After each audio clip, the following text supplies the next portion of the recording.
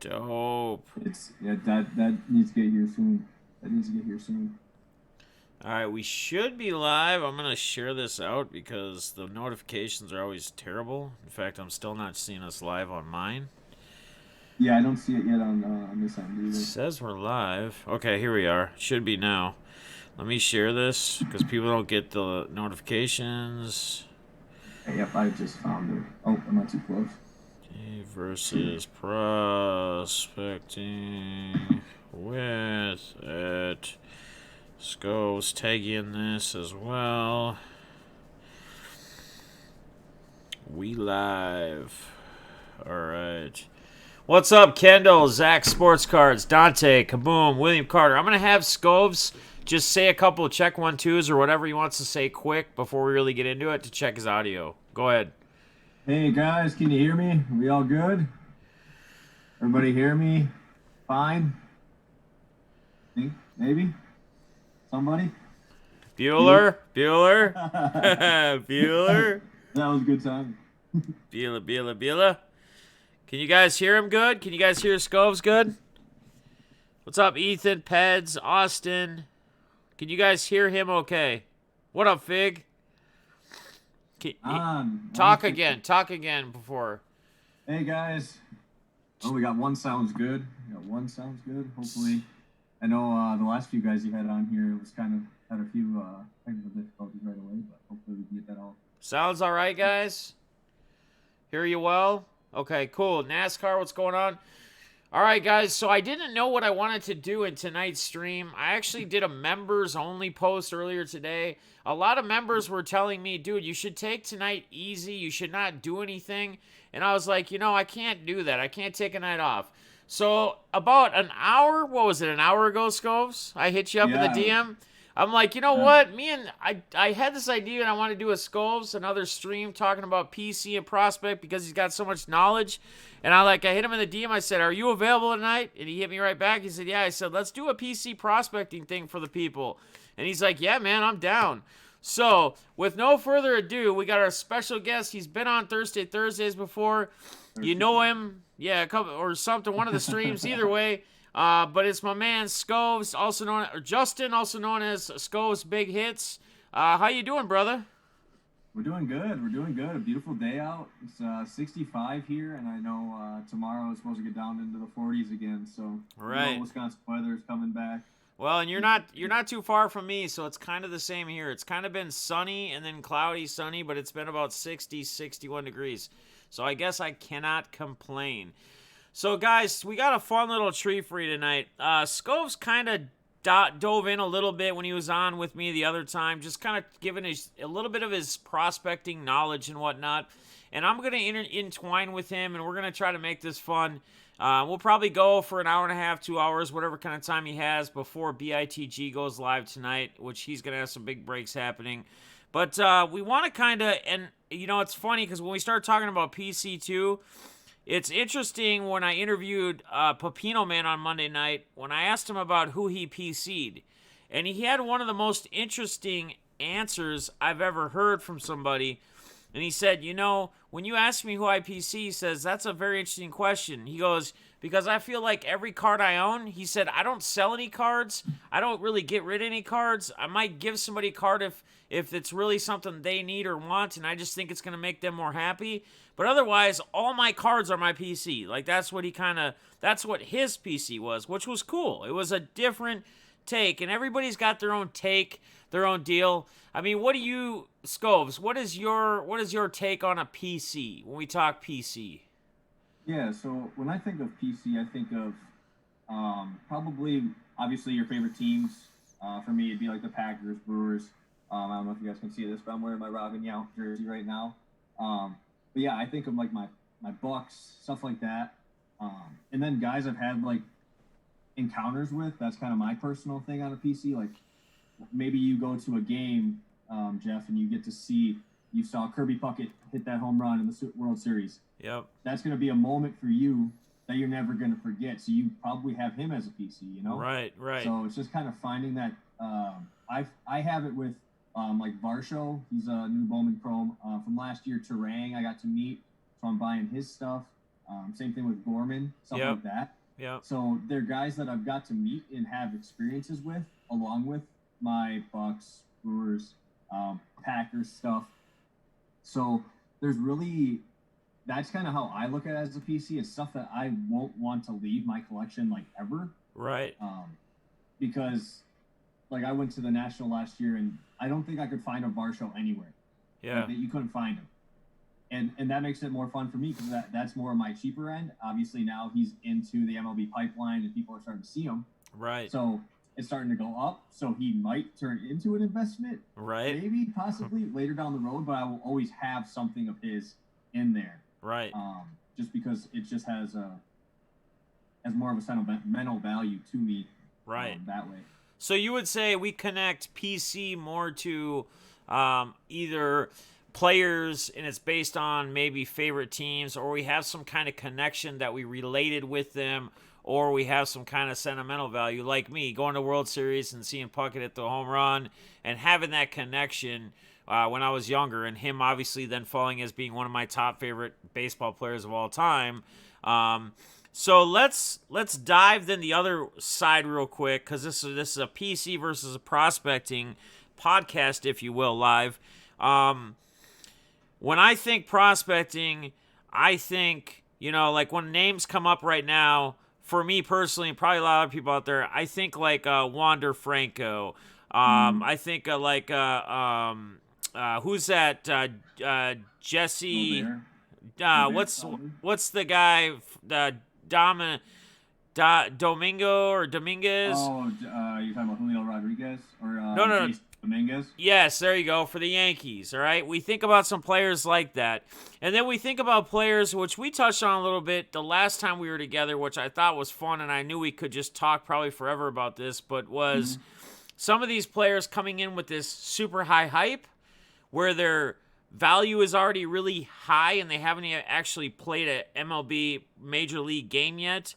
And then those players that come in that are not really on the radar or barely on the radar, and there's hardly any value there. So when you think of prospecting, Scovs, what comes to your mind, and how would you explain prospecting in your terms? Yeah, so when I think of prospecting, I think of just like guys that I can see playing at the big league level. So when I'm thinking this way, obviously I've played for a long enough time to know what translates to the next level. Like you can see guys that are amazing in high school, but it doesn't translate to college. Right. Or guys that are amazing in college that go to single A and just get absolutely lit up as a pitcher, like their first 10 starts, and then they're out. So they call it like a ceiling. That's kind of what they use for us, like in the minor league level. We were down in Appleton. A lot of them just use the ceiling.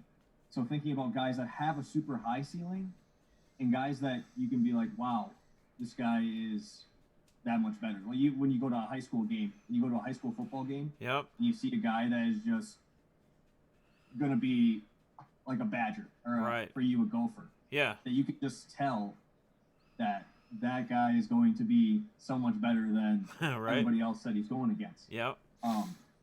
So when I think of guys that I look into prospecting, I look at guys that probably have a need in that system. So like Wander Franco's going into Tampa Bay.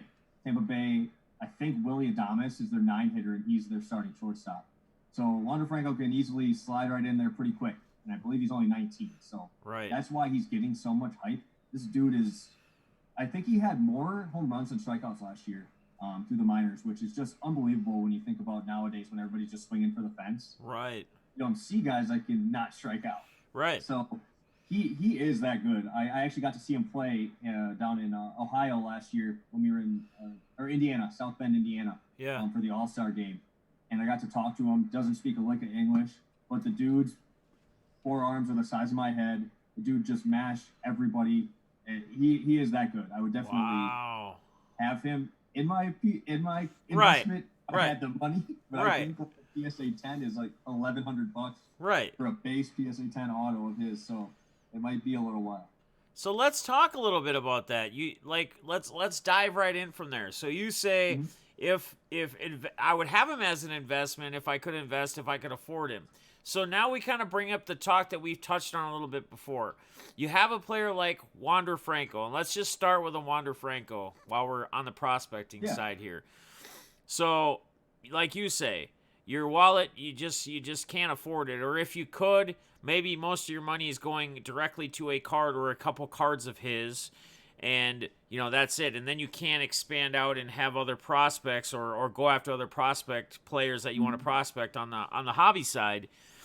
But then we also look at the level. We also look at how much you're paying for this guy. We also look at how much it costs to invest in this guy from the get-go, right? And we look at terms of like stocks, right? We buy low and we sell high. Like to make the money, that's how you're going to do it if you're on the investment side or the prospecting side.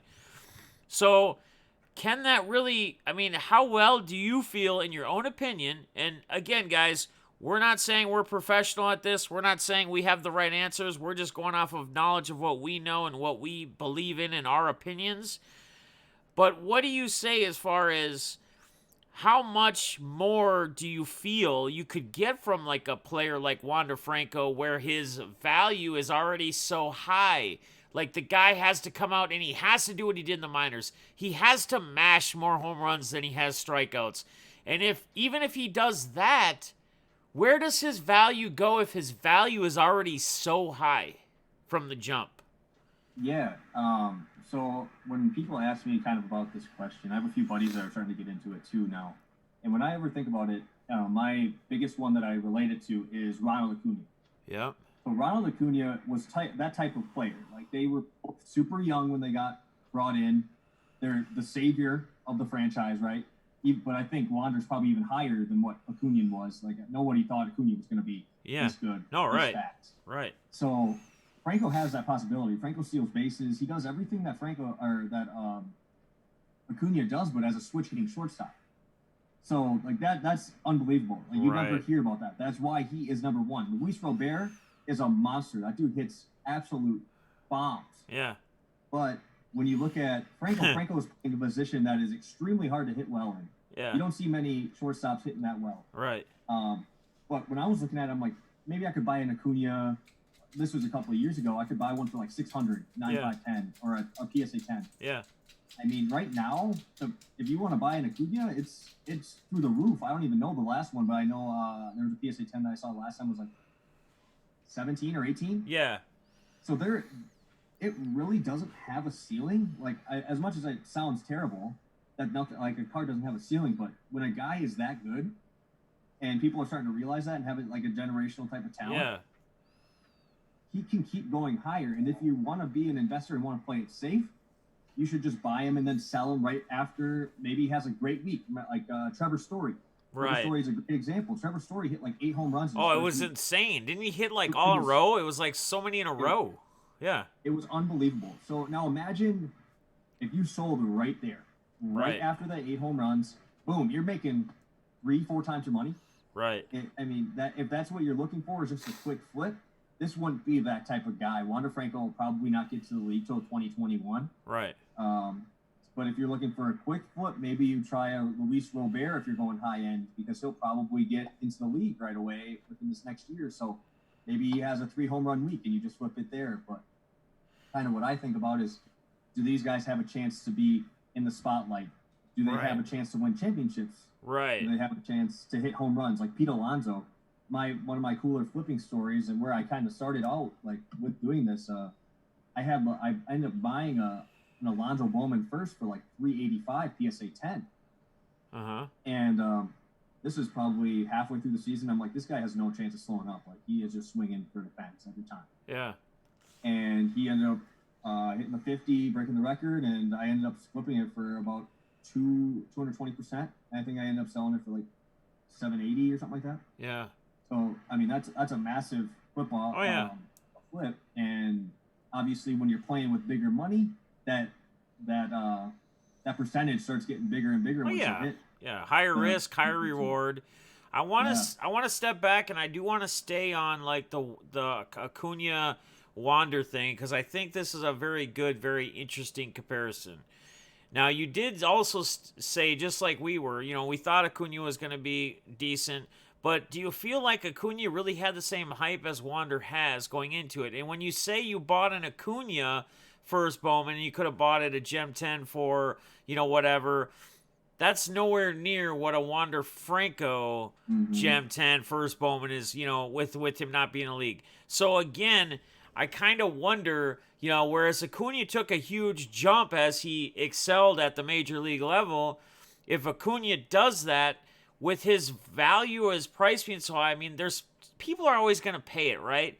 But it's how many people are going to pay it, and it's kind of that demand curve as well that brings a value up in a player. So if he gets to a point, I mean, how far can he keep peaking to where it's not reasonable? Nobody's really after it, but maybe one or two whales. I'm gonna call them the guys that have all the money that'll buy into anything that are buying your Michael Jordan rookie Gem 10s, 9s that they can find right now, even at the price they're at. But in comparison, do you honestly feel like even if he comes out and being a switch hitting shortstop, which is unheard of, and he excels, I mean, is there still a huge ceiling? Is the ceiling? Is there a no ceiling? Is it kind of like sky's the limit with him? I mean, what do you honestly feel on that, on the whole Wander thing? Yeah, and this is kind of something I want to talk about too. Is when you go into MLB Pipeline, or obviously I have a little bit more knowledge on this stuff than a lot of people do into baseball. Yeah. But when you go into MLB Pipeline, all these guys are scouts. All these guys have seen players for 40, 50 years. And when people are comparing him to being a generational type of talent, obviously there's the Trouts and the Acuñas that just continually just get amazing and keep getting better. Franco is starting out very high. Don't get me wrong. His stuff is extremely high, but I think I just pulled it up here. A Wander Franco Red 9.5 just went for $56,000. $56,000, guys. 56 grand with $75 shipping too. So that the insurance, you gotta insure it. Yeah. So and that's one thing. Before we go too far, and I don't want to cut you off, but when people are looking on eBay and there's a card that's selling for a crazy amount, and people rip people and say this guy's charging $75 to ship this card. You guys have to understand that you're buying this big of a card, it has to be insured, and the insurance, that's the cost to cover the insurance. So if a $50,000, $60,000 card gets lost, it's insured. So go on, bud. Yeah, no, so like say I'm an investor and you see a guy just got that, you're going to want to keep going into that. You obviously know this guy has the hype, he has the stuff. Right. To get people to pay that type of money. Right. If that one goes for say 30,000, that's not anywhere close to I know there's a Bowman multiplier that a lot of people use. Yeah. And for the superfractor or the red, and if a red's only going for maybe 30, which is obviously still a lot of money. Right. That would obviously with the multiplier bring the base down, and it might be overpriced then. But with a $56,000 red. Right. You're seeing that there is a lot of people that I'm guessing they probably know their baseball if they're dropping that much money. Right. That obviously think this guy is going to be that good. He's going to be special. He will be a special talent. It's just obviously injuries, obviously stuff like that, stuff you can't predict. Yeah, it's not in our control. So when that's another thing too, probably which I'm sure Scov would touch on, you can't project injury as much as. That's where, again, it's high risk, high reward, right? When you're prospecting, when you're investing, especially kids that are young, and that's where you could really take advantage, and you could really come ahead and make a lot of money if you did it right and you picked the right players. But at the same time, you could invest a bunch of money into somebody and then they could get hurt. But we can't control that, right? We control what we can, and we let go of what we can't. So you touched on you thinking Franco coming out 2021, is it? So you're thinking obviously not this year, next year? Yeah, I would say 2021. I believe he went up 3 divisions or 3 levels, and started obviously out in rookie ball. Then he went up to single A, and I believe he ended up in double A. So which is unreal to go through 3 in one whole season. Right. So I would imagine he only goes 2 because the Rays are still competing. Like, they still compete. So I can't. I'm not saying he won't, but he might be a September call up. I'm guessing 2021. Yeah. But yeah, he's a guy that has that type of stuff that could be able to make you the money that you're looking for if you're going to spend that money. Right. So we touch on Wander Franco. Who would be kind of the next, as we're talking prospecting here, who would be kind of those next couple guys that would be hyped or around there that has the, probably not the talent of him, but maybe close to, or is just kind of coming right under the radar? Who would some of those players be? Who would the guys be? Yeah, so obviously you guys know I'm high on Kelnick, very high on Kelnick. I love that whole entire Seattle organization a lot. Kelnick obviously is a friend of mine. I am unloading on all of his stuff because he does have that highest ceiling. They are giving him like comparisons to some big time players in the MLB. Yeah. Being a lefty, hitting for power, like Yelich type of comparisons. Because Yeah. they have like the same body frame. Right. And they both hit for power. They can run. Like, they're both kind of in that same way. Yeah. That same type of mold. So there's that. He's one, obviously, that I like. I was talking to you about Luciano before. Yep. This dude is super high ceiling. It is a little bit more risky than Kelnick, just for the fact that he doesn't have the running upside that he does. Right. But he does play shortstop. So that is a very powerful position to have money in, because you don't see many shortstop hitting the type of home runs that Luciano's hitting as a 19-year-old kid. Right. So those are the two that I'm looking at there. Those are the guys I'm trying to buy. There's obviously your like Julio Rodriguez, your Robert, just unbelievable type of power out of those guys. Those are, if you're trying to spend quite a bit of money. Yeah. Those would probably be your guys. There's obviously there's the middle range and the lower range if you're looking for those. But when you're looking into those, all you're trying to do is say, this guy's going to make the league. Once he makes the league, I can probably unload these once they get to the league, because you'll probably get 50% extra on top of it, because now people actually know who he is, So Right. When you're going for the middle to lower end tier for Bowman's. Okay, so before we go any farther, like into players, prospects, prospecting in general, I kind of want you to share you don't have to give us all the secrets, but I want you to share your general process on how our man Scov decides, or how he goes after looking and I guess selecting or picking who he's going to go after, right? Or who he's going to take, who he's going to gamble on, who he's going to invest in and prospect. Yeah, so I kind of said it before, where I look at the system as a whole, right? I look at the whole system. So your Padres, your Tampa Bay Rays, you have those guys, Seattle, Chicago, White Sox. Their systems are loaded. Right. So I related it in our last video to the Astros, right? Because they were able to stack a Springer, a Correa, Altuve, Bregman. All these dudes just came up at once, Yep. And that's what you need to do in nowadays if you don't have a huge market. Not saying Houston isn't a big market, but when you go to Seattle, not a huge market. Right. And the Brewers the same way. But when you look into like Seattle, when I chose Kelnick, obviously I know him, so that's obviously something I wanted. But Kelnick is a PC type / investment. I could have him as both. Right. I make sure I keep at least some for myself that I'll never get rid of. Right. Which is something that is a distinguishable thing that I should probably tell you, that you can have them as both. Right. But with a PC guy, you have to keep something. You have to have something. Yes. But when I am looking in the criteria, I look at the team. I look at everybody else, like I said, in the system. I also look at who's ahead of them. Like who's going to be the guy that's fighting for that spot at the big league level. Like with Luciano, he's going to fight Brandon Crawford. All right, that dude's going to be 40 by the time Luciano gets up there as a 19-year-old. So he does not have much to fight with there. Even if you're trying to go Joey Bart there, Posey's getting old too. They're going to probably move him to first base. Right. So that gives Bart that chance to move up through there. So just finding those types of things, finding good teams. Obviously, the management is a huge factor too. Like if it's just a crap organization, you just don't want to be around that. Even like the Marlins right now, Marlins have a fantastic system because they just unloaded everybody. They got rid of Yelich, Stanton, Ozuna. Right.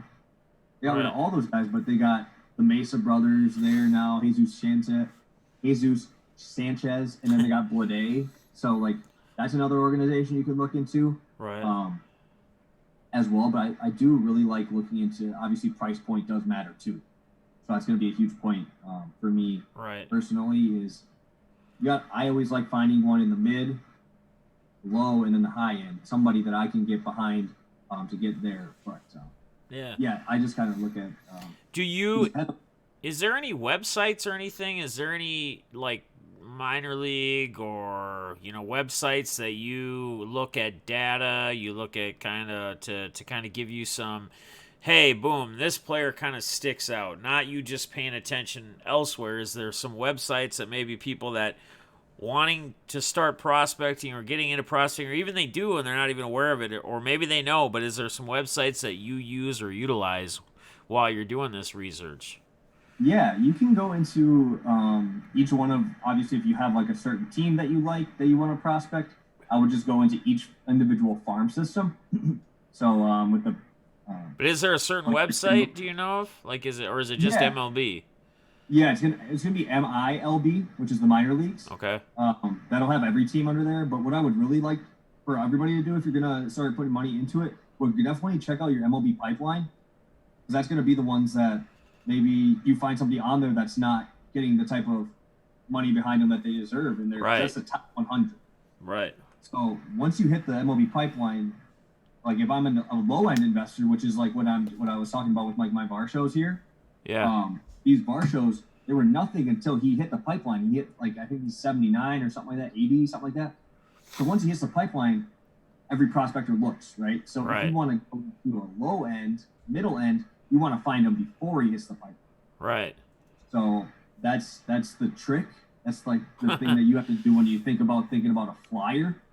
When you're Right. thinking of flyers that are super cheap, when Yep. you're trying to hit them before the pipeline. But when you're looking at guys that you think have the best chance to, obviously, I'm not like Francos or anything, but like your Gormans or your Dylan Carlson for the Cardinals, he just started getting a lot of hype behind him, and then he moves up 20 spots in the Yeah. pipeline. Right. So when you see a guy start moving like that, that's when you start seeing big time money just kind of push it up, because it's almost like that. When you start seeing a guy go up, I guarantee you're going to see that card value do the same thing. Right. Right. Exactly. And you touched on a little bit too, kind of intertwining both PC slash prospecting, like you said, like Kanelik, he can be kind of both. And for people out there, like me, I'm more of a I may get into more prospecting PCing, or not just PC, but prospecting. I'm more of a PC guy, but you can do both. I mean, there is a way to do it. And even if you have, let's say your PC is partial, like Scovs is saying, your PC is partial prospect, or certain guys you're prospecting, like he said, you can still hold a couple cards. Like you could still, maybe you get doubles or whatever of a Bowman first auto. Maybe one's graded, one's not. Maybe you keep the non-graded or vice versa, and you flip the other one. But what's your take on like people in the hobby? I mean, anybody can do whatever they want, but what's your take or opinion on like PCing versus the prospecting? Mixing them both, is that a good idea? Is it not as good of an idea? I mean, what's your personal take on that? Yeah, so kind of what I think about is my dad. Obviously, I've put up videos of our basement and like all the complete sets he has. Yeah. So when he looks at what I'm doing, it's like a sin, right? Because Yeah. I'm getting cards, I'm moving them, but I also have a full spot that I like when I go to shows. I don't even bring half my bar shows. Like I'll only bring like maybe one or two. Yeah.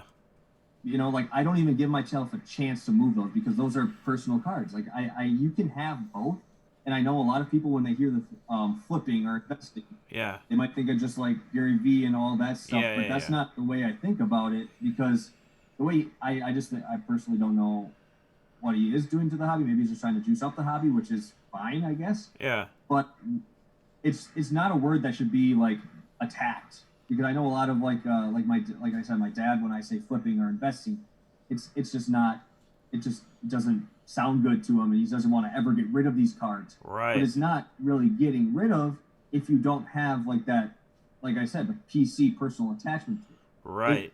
In the end, all of this is just cardboard, correct? And we're all Yes. spending all of this money on it. So why should I not be able to just buy my? So what I do is I take my investing cards, and then when I make enough, you can pull some out. I buy a PC card.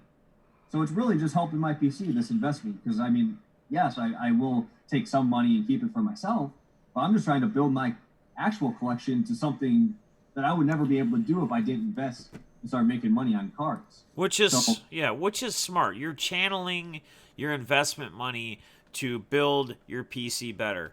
And here's something I want to kind of touch on. I want to say because you see a lot of people like on Twitter and social medias and wherever, and like you said, the word flipping, right? People are, and they make it like, oh, Gary V and whatever, or you're someone like that. But if we really look at it, you see, and what's crazy is you will see the same people that say that people are just flipping cards or doing this or doing that, but then you see the same people that might be saying those things actually selling cards, right? Just yeah, selling cards to make money. At the end of the day, I think most people, unless you're somebody like our boy Pepino Man, and bless his heart, we love him. Shout out to Pepino Man, so shiny in here. He doesn't get rid of any cards. He doesn't sell, nothing, trade. Unless you're someone like a Pepino Man, you've flipped or you've sold cards. Now, flipping would more or less, most people look at flipping as you go and you get a card for $100, and then you go around, you turn around, and you sell it for 300, right? Because you find a deal, or you find a strike, or you find an SP that nobody really knew about, or this guy didn't know about this, and then you turn around and you flip it for that. That would be flipping. But at the end of the day, if you're selling any amount of cards, or you're selling cards to help put money back into your PC or to do whatever with it, and it doesn't matter what you do with your money. Your money's your money, as it is for everybody. But do you kind of think it's kind of humorous or kind of weird when like people are always doing that and they're like trying to attack certain people and say, hey, you're just a flipper, but yet you've seen them sell cards themselves, like you've seen them personally do it themselves. I always get a kick out of that. I always think it's kind of like, okay, like if you're selling something, maybe it's not necessarily a flip if you're not making a bunch more money, but if you're turning around, you're selling cards. And we all got to sell cards. Let's be honest, guys. We all have to sell cards from time to time because whether your wife, girlfriend, your bank account just is telling you can't afford to go get that box that you want to go buy and rip, you have to sell some cards to make it happen, right? But this is almost even a better way of doing it if you can make it work. Now, again, it's a risk, right? We talk about high risk, high reward. There can be loss. I mean, since let's ask Scovs this. When did you actually start kind of doing that, turning that corner where you're also going to now start prospecting or PCing? When did that start for you? probably about 4 years ago. 4 years ago is when I started actually putting money behind like getting cards that I could flip. Okay. And I mean, I'm sure you've had some. You talked about a victory. I know you talked about one already that you'd call a victory. I mean, have you had? Can you personally say, and you don't have to say how much or who it was, but can you personally say that you've had some downfalls in the prospecting side of things? Yeah, I've had some that didn't pan out as as well as I would have liked. Probably Luck it, at the middle end. and I'm sure you had that look of like when the Packers drafted a quarterback, right, this year. Yeah, that thing got all over the place, didn't it? Oh man, but yeah, shout out to, I think Eloy's the one that got that Yeah, all over Eloy Twitter. got it. The screen, shout out Eloy. But I mean, what would you tell somebody that's like always collected cards? They're more just kind of PC driven. They want to tap in to the prospecting investment side. What kind of advice, if I was coming to you right now and we were live and I was saying, you know what, Scovs, I got a question for you, man. I've been collecting for a lot of years. I took some breaks. I've been PCing now for a while. These are my guys I PC. But you know what? I want to start dabbing into the investment side. If I was to do that right now, what would you tell me? What would your advice be to me? Yeah, so what I would say first is we probably should start at the middle to low end. I don't want to send you straight to the high end. Maybe start working our way through maybe some lots of players that you think are good. We can maybe buy like our Kelnick or Luciano. We can buy higher end players, just lower end cards. So maybe just buying ones like this. Like I spent $20 on this one. It's a PSA 10. That's crazy. Chrome. Yeah. But it's a super high end prospect. I only paid $20 because it's not an auto. This thing could easily, like I think Acuna is, like I said, is $150 for one of these for Chrome. Yeah. So it gives you the option to be in it. Yep. Be in the game. With stocks, like I said, with stocks, it's the same thing. You can buy just one share of a huge company, which would be like one of these. Yep. Or you can buy a crap ton of the lower companies.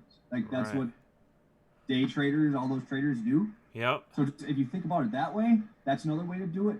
But what I would say, if you have a PC versus that, I would say make sure you separate them, or make sure you have like a person that, if you are going to do both, have one card here, one card here. Right. Like don't ever bring like all your stuff there and then, oh, I really want this one card, and my whole PC just kind of goes, you know? Right. It just find a way. I have a spreadsheet that I use that's just like the cards that I have investments in. Yeah. I have about 40 cards that have come and gone through the last like year or so. Yeah. I still have about 8 of them that I'm still moving right now. So just make sure you keep a tally on it. I think for this year, since I think it was November that I sent it or cut it off at a year, we're up about $800. I'm up about $800 on my investments. That's obviously not bad, man. So it's not bad. About I think it's like, what does that make? About like $200 a month. Right. I make on those, and that's another terrain that I can buy because terrain's not super high end. You know, it's like just find a way to separate those. Like the church and state, they say, separate the church and state. Right. Separate the PC and your investments. Just make sure you have like a full thing there that you can be like, oh, I don't want to have $10,000 in it. Right. So keep it marked down. Make sure we say, oh, I bought it for this much, put in the taxes and fees. Yeah. And this is the total price of what I got it for. And then when you sell it, I just put like I highlight it, say it's gone, and then I put what I ended up getting for it in the next column would be profit. Right. So it just makes things super easy, and then it also shows how much I've been spending, and that's obviously makes it a lot easier for me to say, oh, I don't have a problem, you know? Like right. Make yourself feel better. Yeah, so it really does help, like, to kind of separate them. I think that would be my biggest advice to someone doing it. Okay. Like I said, you can do both if you want to do investment and have one player in both, but just make sure that you separate those, like have 2 in 1 and then 2 PCs. It's very interesting, and there's a couple of things I want to go off of that. The one that was very interesting is you showing that Luciano card that was not autoed. So that might be a very good angle for people, because if you go and you look at like Michael Jordan rookie cards, if you go and you look at LeBron James rookie cards, where LeBron's autos are far few and from because he only can sign with Upper Deck because he's exclusive to them, right? Yep. But you don't have to have an autograph on a card. Like, if that player blows up and he goes, now you're just paying a lot less. So you take that low end angle, like you said, like you buy a Luciano for $20, a Gem 10 or 9 or whatever it is, first Bowman, non-auto for $20. And yes, like Acuna was, it was the same thing, right? He comes up and he starts shooting up. Now you're at 140 or 150 or $100, whatever, $80, 100 or $80 to $120 up, and then you can turn around and sell it if you want. So I think the angle on a lower end where you don't want to spend a ton, because you're going to pay a lot more for an auto. And yes, is an auto going to be worth a lot more? Yes, we all know that. That's not rocket science. But what's your take on investment side on the grade? I mean, obviously the gradeds are going to be worth more, right? Just like the autos. But what's your take on prospecting and investing? Do you go pretty much all in on more graded, or does it matter for you? Honestly, it all really depends on the price point. Really, right. That's kind of the biggest thing. Is if I can get one raw for like a quarter of the price of a PSA 10, then maybe it's just go raw, and then maybe we get a 9, possibly on it, and it's gonna be a little bit higher. But I prefer to have them graded personally. I know a lot of people like doing the raw and then sending in and then cross their fingers for a 10. I just think that kind of puts everything up in the air. Right. So if I can just know that this is what I'm getting, like when I know for you and me, it would be like thinking about it as a DFS type of thing. So if I'm thinking I'm going to throw money into a tournament, like that's going to be, I have a lot more chances to win those big time prizes. Right. Like for this like this Luciano is more like maybe I'm going 50-50s, like I'm able to stack it up and it'll gradually build my bankroll, which is the same thing here. You're gradually building your account's up to maybe reach that high point where you can buy a big card. But there's a lot of different ways to do it. I just personally think that when I'm buying stuff from someone, I would like to know that it's already a 9 or it's already a 10. Right. Because if I get it, I spend $80 and it's an 8. That $80 is, I'm already losing money no matter what. Right. I already spent money on sending it in. Right. And then it goes down. Anything lower than a 9, PSA 9 is pretty much losing money. Right. Unless it's vintage, obviously, but right. It's a lot more. There's a lot more things that have to go right for you to use it as a raw card. Yeah. Unless you can just pay up front, and then you obviously have a lot more upside, higher ceiling to it. And I see Field Guy has a comment. He says, I have never made a profit ever selling cards 0 for 5 there. And I think honestly,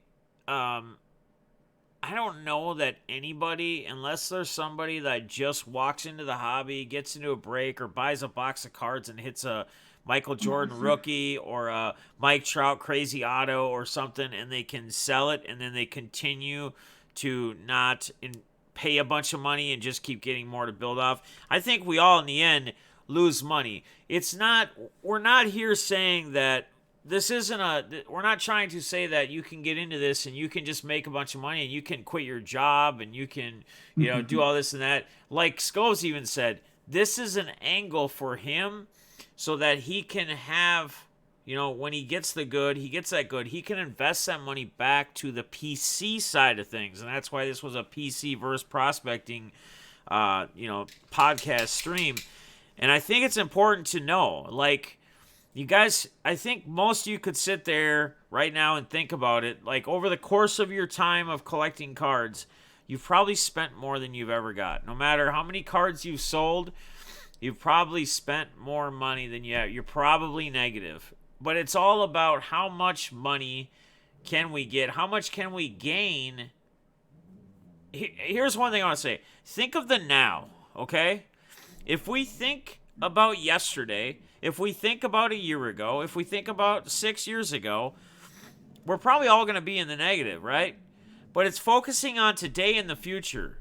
How can I expand, build bankroll to get more stuff towards my PC without me having to dig into my wallet and take personal money from my day job or whatever it is?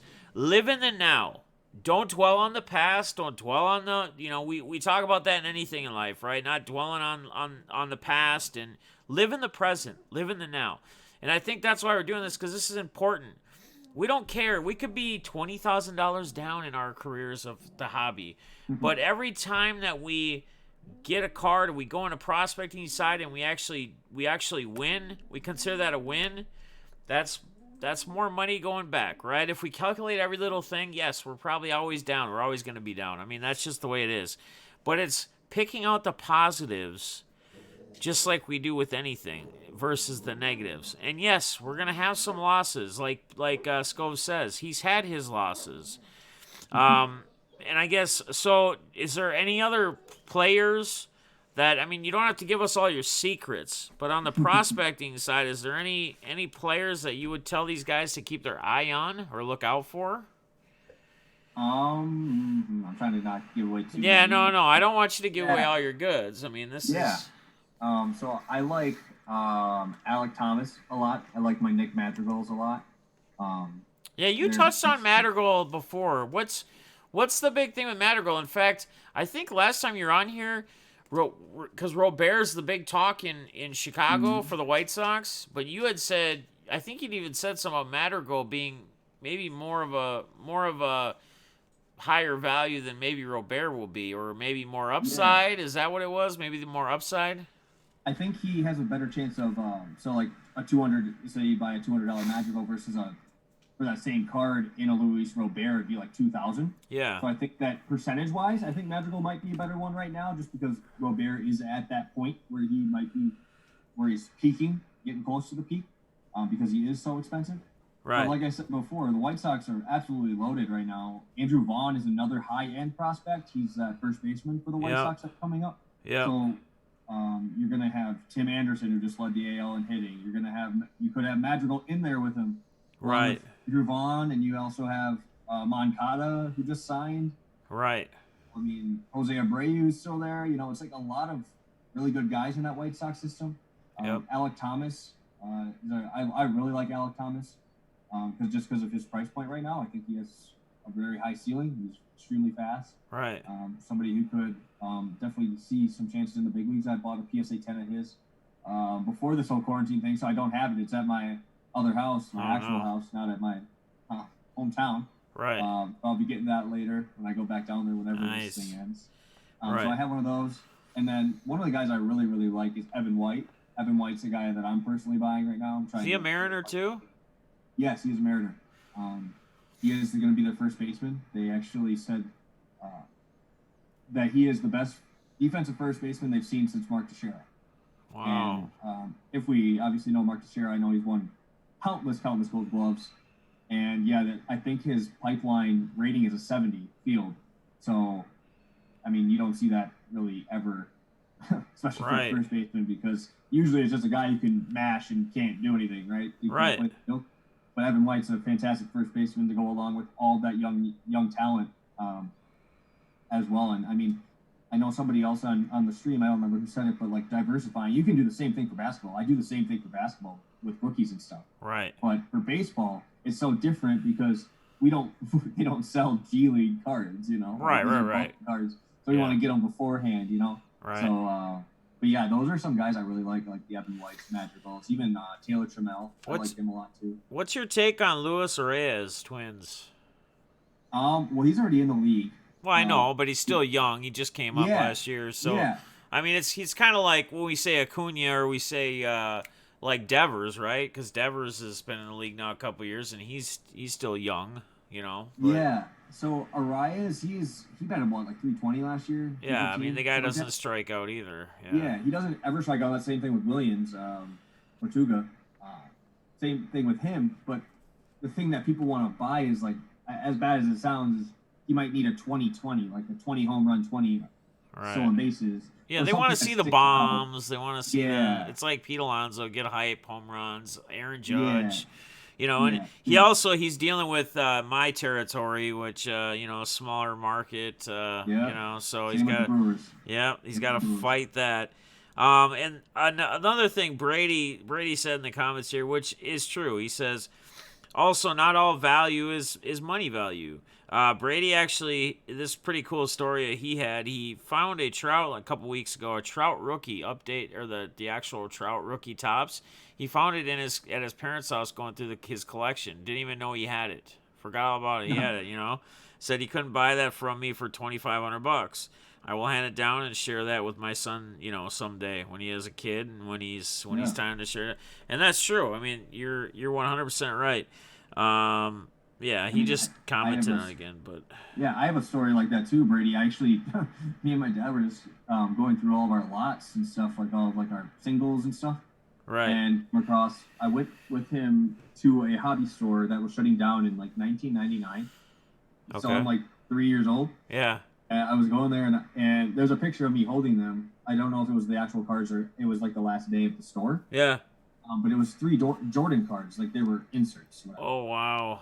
And at the time, I think my dad spent $11 on them. Yeah. For the 3, because they're shut down, right? So they're not trying to do anything too crazy. And 2 of them right now are like $12 and $5, and then one of them I found was a hollow view.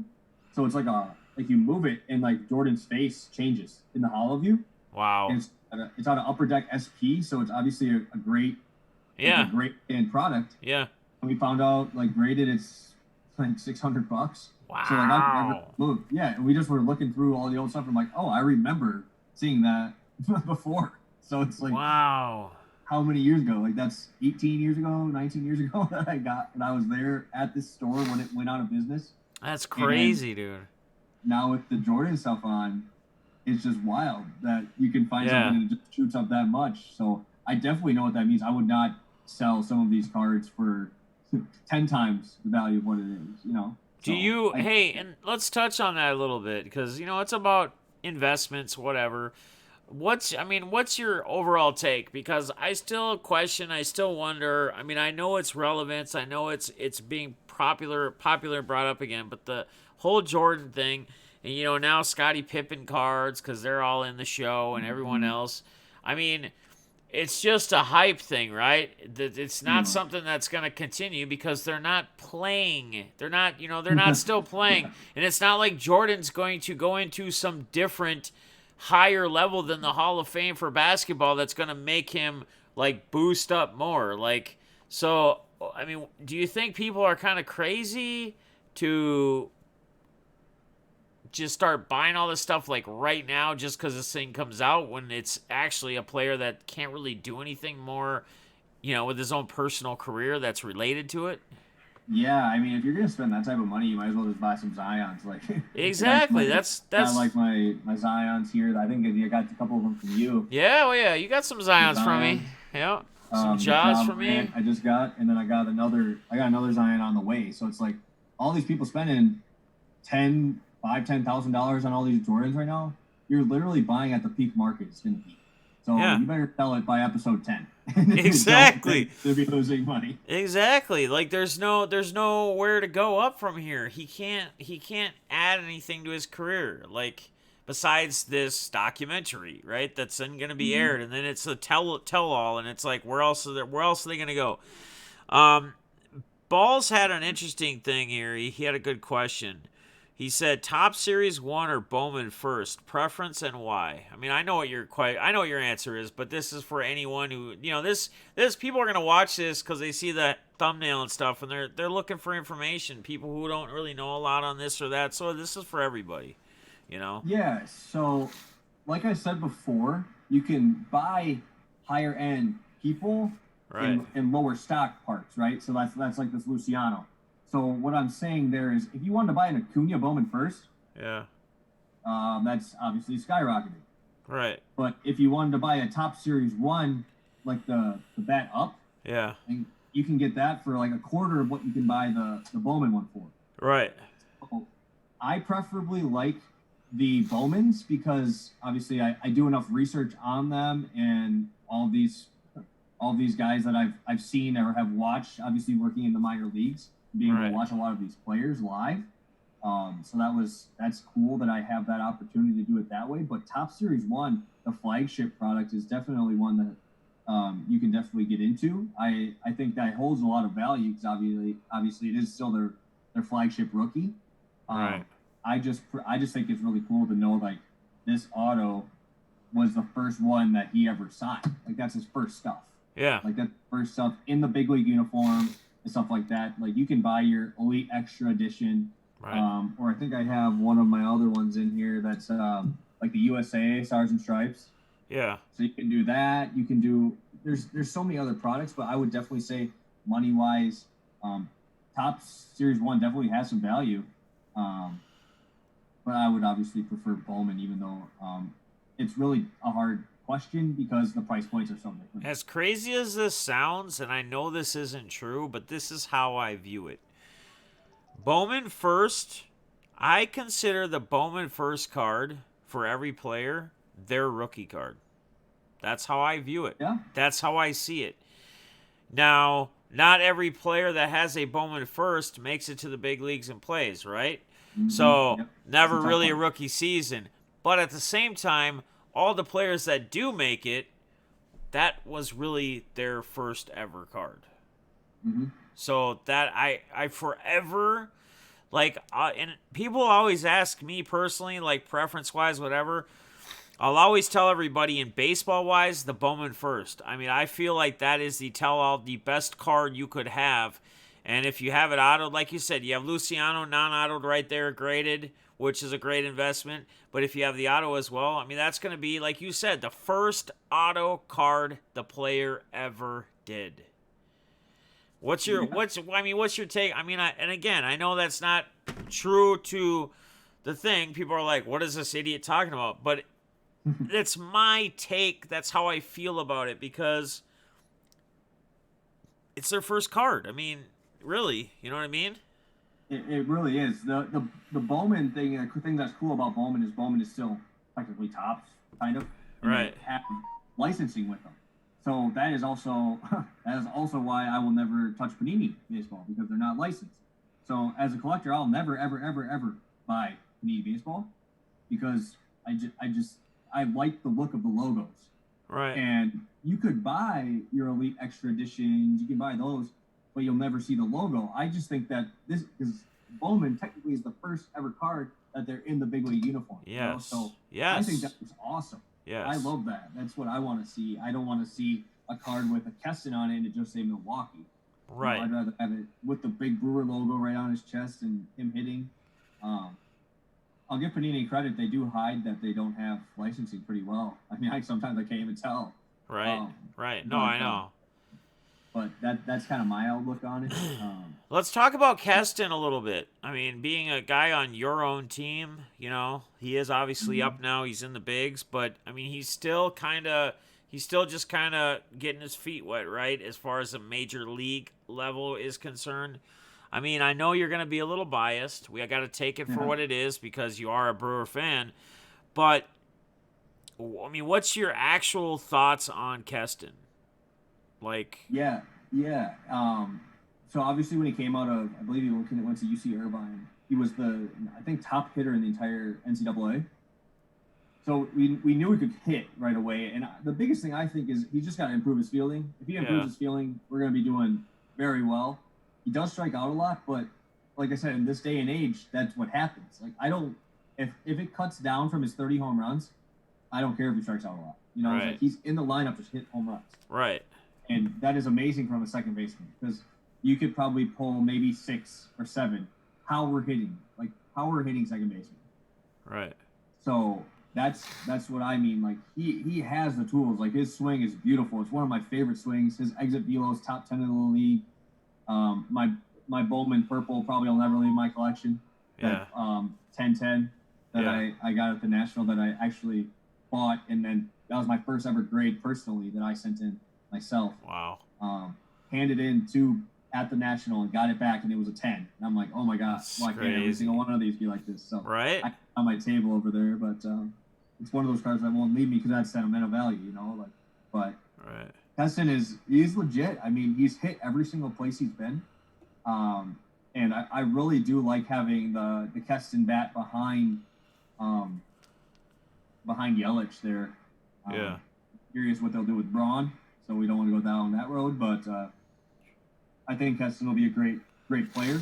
Right. Like I said, with the Minnesota market and the Brewer market, it's a little bit easier for me to afford him. Right. I think a lot more people will start seeing, wow, this guy can rake or stuff like that. Like I think that'll be, he'll definitely be one of the bigger prospects for us in a while. Right. And Jesse, yes, you are correct. It's their first card, but not their real rookie. And I mean, that's what I've been saying. Yeah. I know that. But my own personal opinion take is I personally see it. If I'm going after someone's rookie card in baseball, I'm going after, and I don't have anything, my first option that I want, that I consider their rookie card in my opinion, is the Bowman first card. Even though I know that's not, it doesn't have the rookie logo. It doesn't have that logo on it. I get that. I understand that. But at the same time, that's how I see it. I mean, and that I feel that's usually going to have the most value as well in baseball anyway. I struggle with sometime investing in these young guys. For every guy that turns into Acuna or Tatis, there's a bunch that end up just average. Yeah, and to answer that, I just saw that pop up. Yeah. So Brady, I do agree. I 100% agree with you.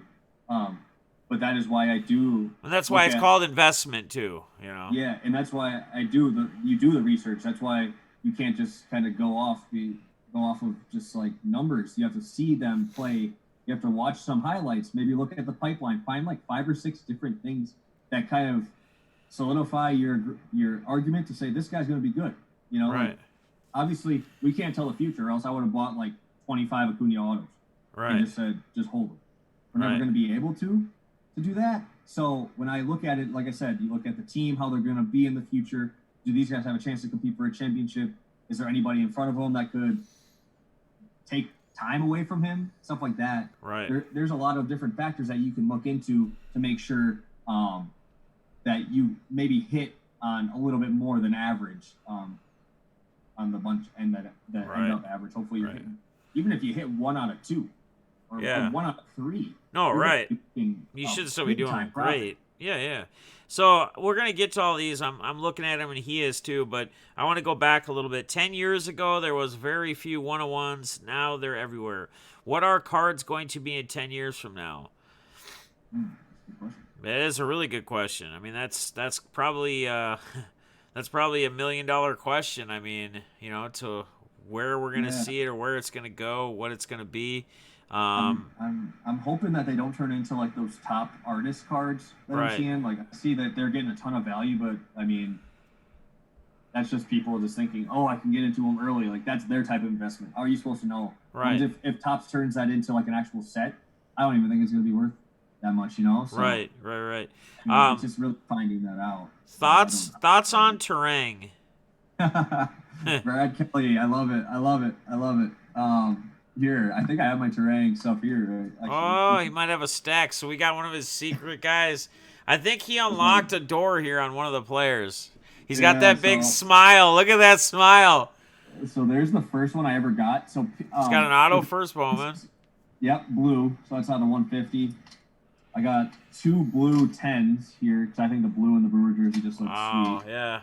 I love the color match with the jerseys. Those are always sick. Yeah. And then I actually have his USA one, which is technically, if you're going to go off of anything, that's his first actual card because he's in high school.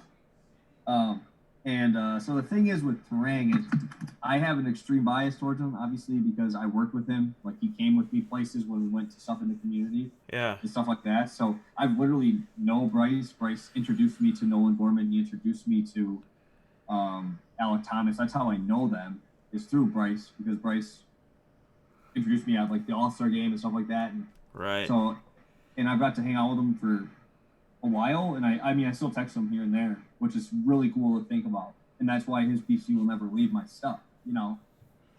So shout out. I'm really biased, so take it what it's for. He is going to. I don't know what. I think that Luis Urias is going to be the bridge between him when he comes up and when Terang actually makes it to the league. Yeah. So I think that will definitely. I think he'll have a chance if you want to be on the more skeptical side, because he doesn't hit a bunch of home runs. He does steal a lot of bases. He's extremely fast. Right. Maybe you just buy some of his stuff and then do what I said with Trevor Story and sell him after his first or second week. I still remember that, man. It's like when I remember it when you bring it up, but when someone brings it up, it's like, how do I always forget, like, for a while about that? Because I still remember how insane that was. Like, it was just insane. Like, didn't he have 2 or 3 games where he was 4 for 4 with, like, 4 home runs? Or it was close to that. It wasn't like every single hit was a home run, but it was dang close. I mean, it was insane for, like, a 3-game stretch or something. Shout out to Jesse Nunez. He said, you guys are killing this Convo 100 fire. Appreciate it, man. Yeah, here's a good one, and we'll get to balls too. But Brady says, why don't people freak out about Bellinger like they do Acuna and Tatis? I think just the hype, right? I think it's just the hype. Yeah. When they're drafted, I don't remember. I wish I would be able to tell you. I don't remember the exact spot he got drafted in, Bellinger. Yeah. But that's the same thing for Yelich. Why wasn't everybody on Yelich? Right. Just won an MVP too. So it's like you're now seeing his cards start getting that like Bellinger is a perfect investment if you're starting to see him midway through. So I don't know how high you got on the prospecting pipeline, but say you got him when he was at like 80, say he was at 80 or 75 in the pipeline, it probably wasn't worth that much. So if you saw him pop up, that could have been your flyer. Say Cody Bellinger is a flyer for you and you bought a crap ton of his autos. Wait, he makes it and he wins the NL MVP. boom, you're making you're Right. probably making house money, right? You're making Right. like Right. big time money because Bellinger's worth a ton right now. Right. Right. But that's why all I think since then people are now realizing, oh my God, LA Dodgers have so much money behind them that they're going to have all these people spending so much money that those are when you get a Dodger hit, you hold them because you know Right. that they're going to be worth a lot because people in LA are probably willing to pay more. Yeah. And I do want to. Balls has got a good question here. And I do want to take a little time to touch on pitchers. We've talked about it a little bit before, and it's like pitchers probably have the most eye on them, during each game. Like if they're a starting pitcher, if they pitch 5 or 6 innings, right? Because Mm-hmm. they're pitching, every time until those 3 outs each inning. They're playing like that defensive side. Whereas like when you look at football, football is very hard to invest in. Your best shot at investing in football is quarterbacks, right? Which is Mm-hmm. like the other side, but then again, that's offensive. So Ball says here, he says, we all know pitchers aren't great long-term investments. Any names you're willing to share that could be a quick flip? Question mark. Thinking of Flaherty 2 years ago. Yeah. So if you're gonna think those guys, I would say your best bet for those guys would be guys that could probably be top of the end rotation dudes, which would probably be your Mackenzie Gores, your Casey Mize. Yeah, I mean, even Libator is gonna be Right. even Libator is gonna be a stud. But I mean, I got to see Libator throw in the Under Armour All American game when Kelnick brought us down. And the dude's curveball is just this dude's 17 years old and he's throwing a curveball that moves unbelievable. Like it's just not even fair. Like Right. he's just picking like this much. So Jeez. him, even Ryan Weathers, he's a low key one that probably has a chance to make some moves. Yep. That's Weathers' kid. The guy, I can't remember his name off the top of my head. Weathers, he threw for the Yankees. David Weathers, maybe something like that. Okay. I think it might be David. His kid is in the league now too. I believe he's for the Padres. He's in their system, which is another loaded. Like I said, the Padres system is just loaded. But I would definitely say Mize. He's gonna be a stud. He's gonna be a big time stud for sure. Right. I'm looking into him, and then if you're gonna go into guys that have a lot of upside, you could go into like your Logan Gilberts, who are gonna go and play for the Mariners. Stuff like that. Are you guys seeing a trend here? Like as you're listening to this, Mariners, and I think Scov's touched on this last time he was on, but I actually asked him the question if he felt like the Mariners were going to be contenders and maybe be in the World Series down the road here in a couple years, and he thought maybe 2 or 3, possibly. Wasn't that what you kind of said last time? Yeah, I would say probably 3 years. 3 years. Them and the White Sox, for sure, will be definitely pushing for it. I do like Matt said something about Singer. Singer is disgusting. He's very good. I think that Singer obviously has to put on a little bit of weight. I think he's going to be more of a longer down the road. Yep. Oh, Braylon Marquez, yes, Brady. That's the guy that I saw Franco hit a double off of in South Bend when I went to the All-Star game. Marquez was was a lefty, and he was throwing about 3/4 arm slot, throwing about 98 as a starter. Obviously, it's hyped up because it's an All-Star game. Yeah. But yeah, that's where I really saw that Franco is just on another level. We're seeing Gratterall too, which the Twins got rid of. Gratterall has some filthy stuff, guys. Mikey Sevens. We missed something back here. Let's go back up a little bit though. Brad Kelly, do you think baseball is the ultimate prospecting in sports cards? I would say yes, but I think that's the only place you can prospect. Because like if you're trying to prospect basketball, you're almost buying Prism draft picks, and I don't like buying them like that. So like when I kind of, if you call this as prospect NBA, where but even but hey, it's not prospect. but no, yeah, because even Prism draft picks basketball, all those players were drafted. They're actually in the, like, I think almost all of them you see in the league. It's not like some of these guys where you see in Bowman, just because they're in Bowman, they might not make the actual big leagues. They got to go through the farms. They got to go through all Double H, do all that, play all that to make it, and they don't all make it. So Yeah, so that's why I say the baseball market has the highest upside if you Right. can get them early, because it's really the only single really one, like the only one that you can really prospect on, unless NBA decides they want to get some G League cards. Maybe Mize. Bullets. Someone said Mize I see as the next Garrett Cole. Mize is filthy. Yeah. Mize is filthy. He has I think when they said his last season in the minor leagues, Uh huh. they said his splitter, people hitting off his splitter were under a 100 batting average. And it just, if you get a chance, watch a highlight video of Casey Mize's splitter, and it looks like a fastball until it's like 5 feet away from you, and it drops like this much, and it's in the dirt, and people just look so stupid. So I definitely think he has huge upside. James Johnson. Well, our boy Scovs actually is friends with Kalenic. Mariners rob my Mets of Kalenic and done. Just saying. Yeah, that's his. And like he's touched on before. Scovs actually played with them. Scovs actually friends with Kalenic. So I have a thing that James might like. I don't. If you want to give me 1 second, I can go grab yeah. it. You might hate it. You might. He'll probably hate me for it. But this is Oh man. Yeah. This is a one of a kind thing that I love showing people. Go ahead, man. See one like this. Go ahead. Like 1 second. I appreciate it, Void. I hope you guys are enjoying this. I was trying to take this after the hour or so to just kind of let you guys. I didn't want him to feel like he had to share too many things and dive into a lot of his stuff. So I hope you guys are enjoying it. I think it's been good. I think we've been going great. So, go ahead, man. What do you got for us? So, like I said, Jared brought me and two of my other buddies to the Under Armour All-American game. Took us out on a bus down there, brought us there. Which was one of the coolest experiences ever, because now you see like all of them in the bigs now are or at least have pretty high-end cards. Yeah. So after we went to his draft party, so we went to his house for the draft party,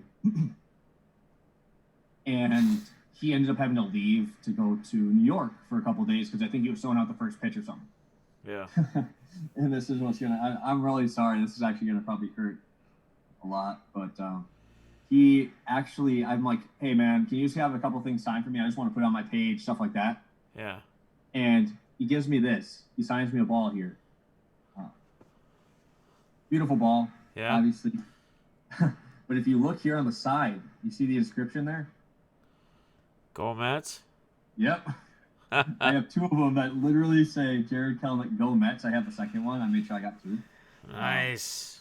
And I think he was only on their team for less than a year. I think it was like 6 months, 6 months. Wow. So now think about that. That's I'm crazy. his buddy, so he probably put Go Mets on it because I'm just his buddy and he put an inscription in. Yeah. You'll never, ever, ever see another one where they say Go Mets on them. No. Ever.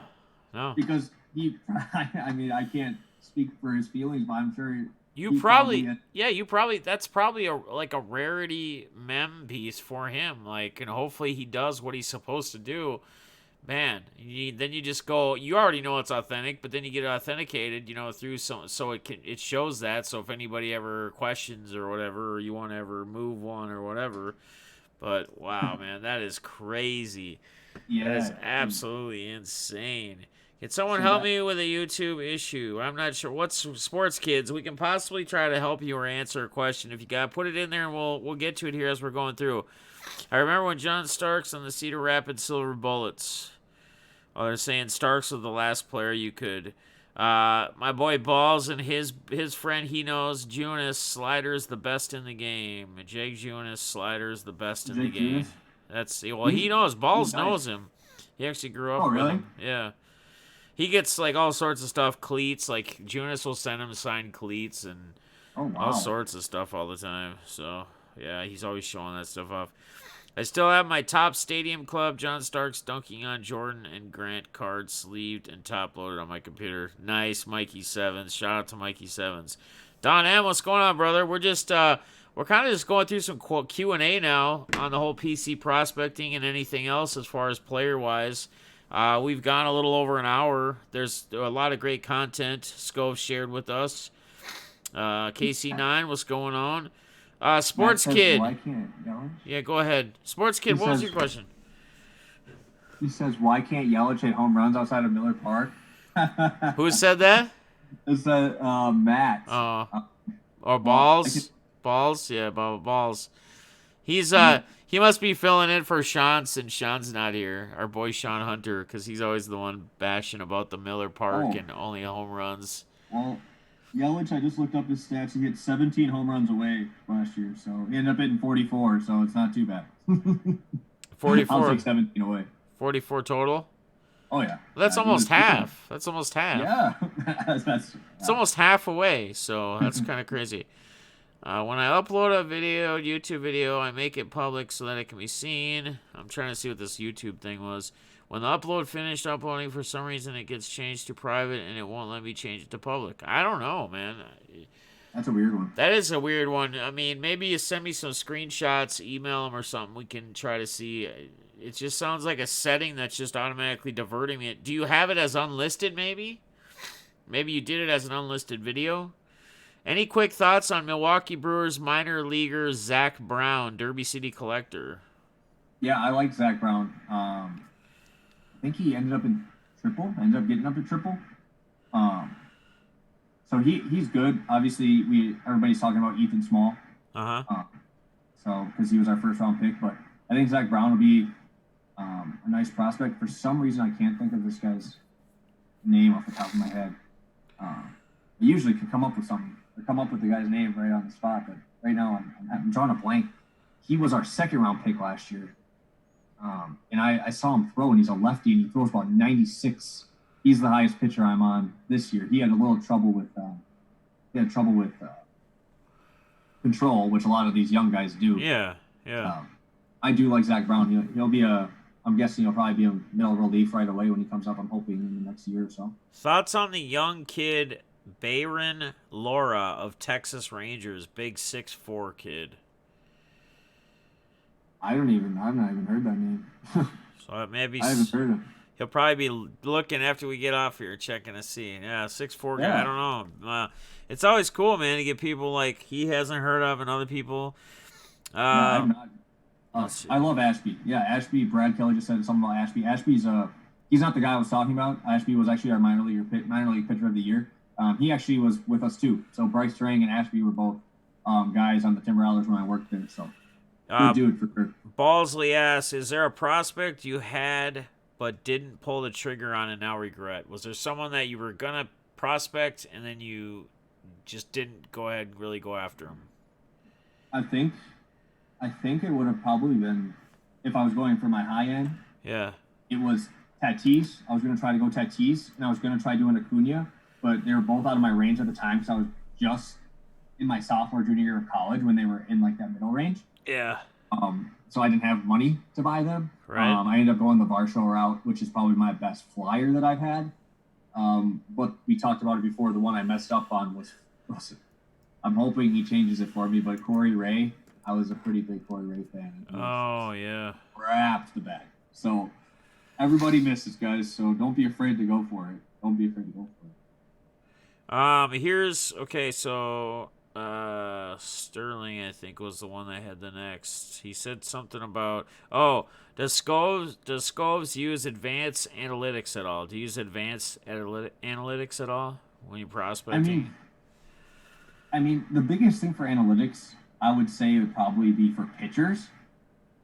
Because even when I was in college, we were starting to use analytics, and it helps a lot more for like spin rates. It helps a lot more for like where people are hitting the ball off of them, or if they're more high or ground ball, fly ball pitchers. I think that with these analytics, I think they're better for pitchers. Yeah. As a hitter, I mean, you can change the way you hit, which is why I don't usually use it. Because if you look at Yelich now versus what Yelich was doing early on in his career, right? That dude, line drive hitter hitting gaps. So his stuff might not be worth as much. Right. I use what he's doing now. He just changed. He just changed his hand spot. Yeah. And all of a sudden now he's hitting 40 bombs a year. So when I think about that, I personally think that it works better for pitchers than it would for hitters. But that's my personal opinion. I just think when we do it that way. I mean, you can look at launch angle, you can look at that, but like I said, Right. there's some guys that'll slip through the cracks, like your Yelich's, who Right. really just change one thing and hit bombs now. You know? Right. Right. Thoughts on Kopech and Paddock that are already in?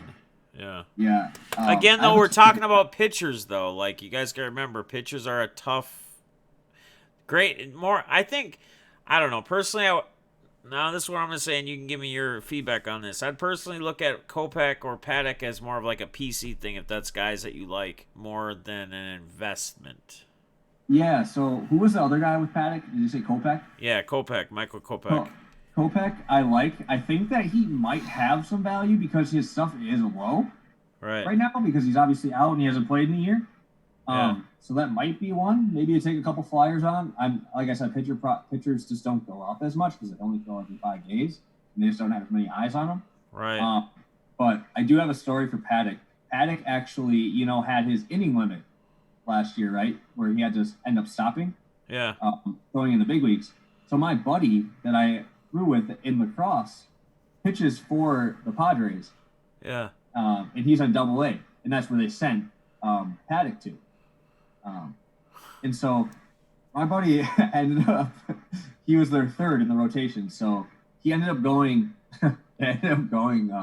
Mackenzie Gore as the one, and then Paddock slid into that second spot where my buddy used to throw. And so they said that it sold out that entire weekend, the Friday, Saturday games, because it was Mackenzie Gore, who's the number 2 prospect in baseball. Oh, yeah. Chris Paddock, who obviously is a massive star. Right. And then my buddy threw on Sunday, and he said that it was half full. The stadium was half full. That's crazy. I'm like, that sucks. Don M says, "Can you give us a long shot? Let's see. Can you give us a long shot on a long shot off the grid prospect?" I mean, I guess it kind of depends on what price range you're looking. Because I mean, oh gosh, I guess there's a lot. There's so many names.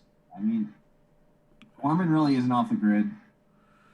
I would say even if you wanted to look down into like the 90s down there with like the Trammell, or even Terang might be a good one for you, just because he's not super expensive. Right. But I mean, somebody that I think is undervalued right now is Joey Bart. If you're trying to go under, I think that not many people are talking about him, and they probably should. Which is funny because weren't they really talking about him like when Bowman first hit last year? Like, wasn't the hype there?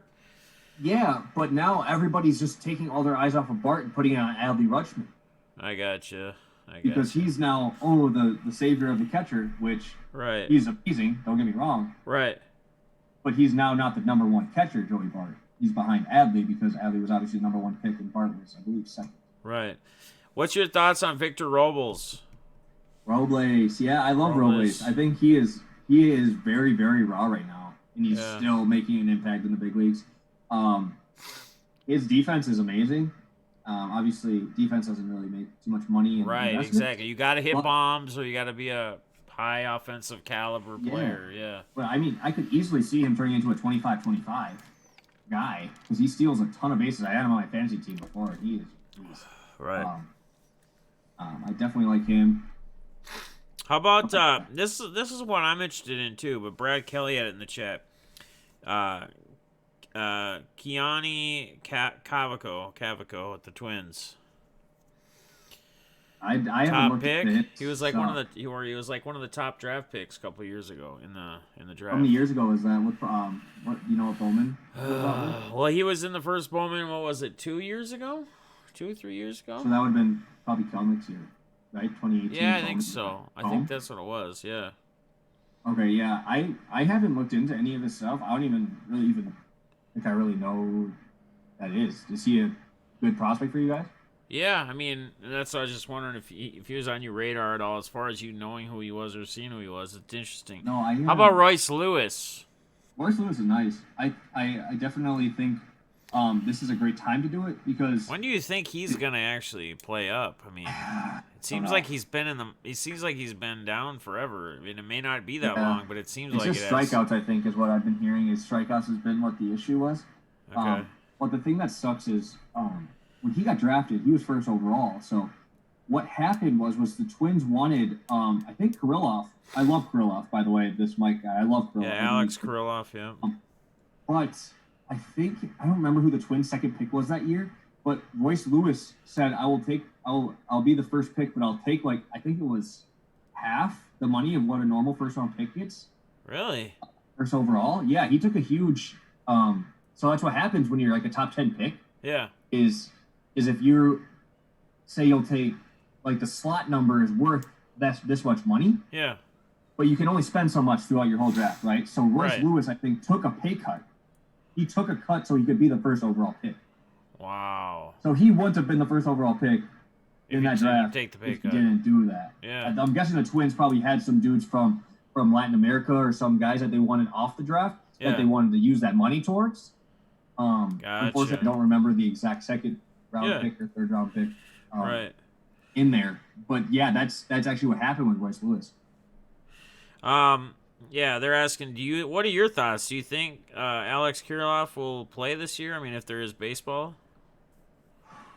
He's what's his specific, like, number one spot? I know he's an outfielder, He's right? an outfielder, yeah. I don't know. Yeah, does he have, like, a center field? Is he like a specific spot? Because I know Buxton's a monster out there, so he's not going to take center field.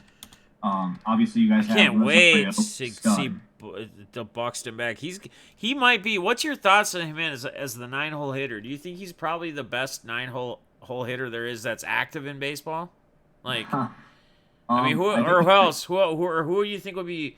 I mean, with the steal upside, the power upside, you know what I mean? Like, he gets on base. It'd be tough to beat. In that 9-hole. I know. Good question, the only other guy you think of that plays consistently and bats in the 9 is Jackie Bradley, and he's just a phenomenal fielder who can't really hit. Right.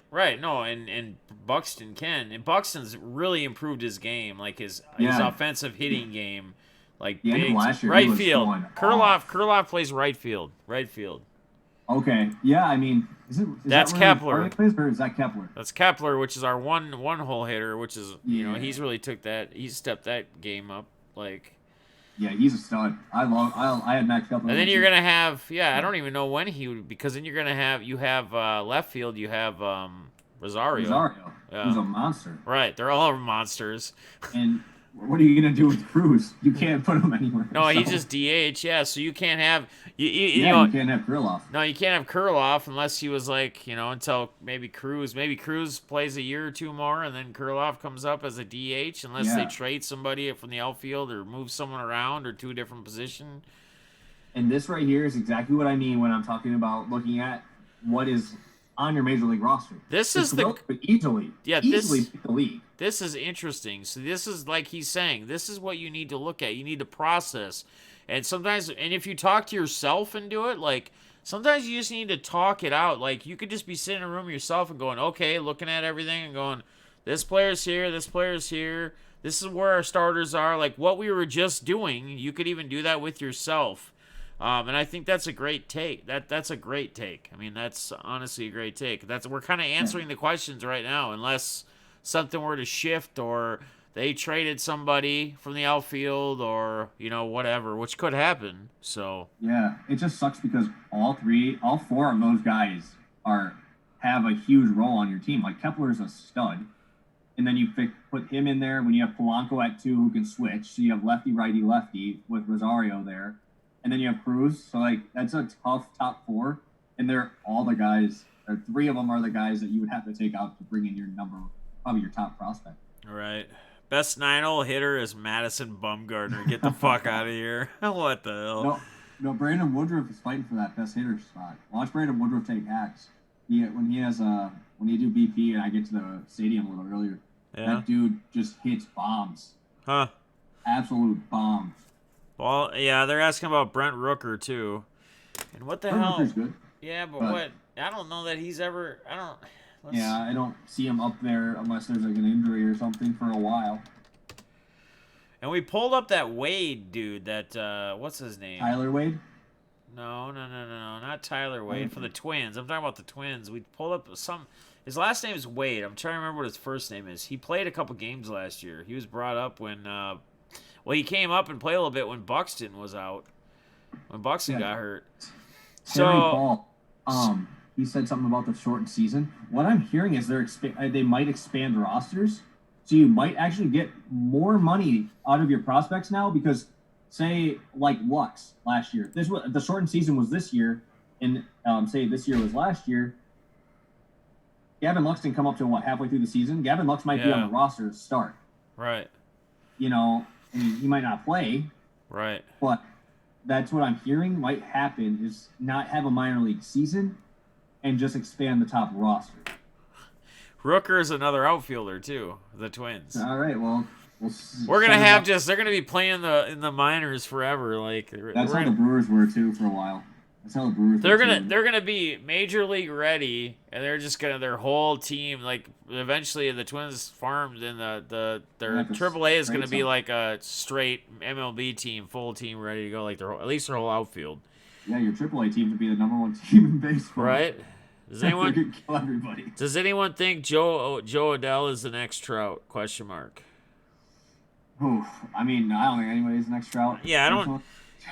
And that's one thing I want to touch on real quick is, what's your? I mean, I kind of got a sense of what your thoughts were, just kind of how you're answering that right now. But what are your thoughts on when people are saying, are they going to be the next this or the next that? And you know what I always love is when the actual professional players that are under a microscope or being compared to, or are you going to be this next person? And they're asked in actual interviews that you see, and they go, no, I'm going to be the next.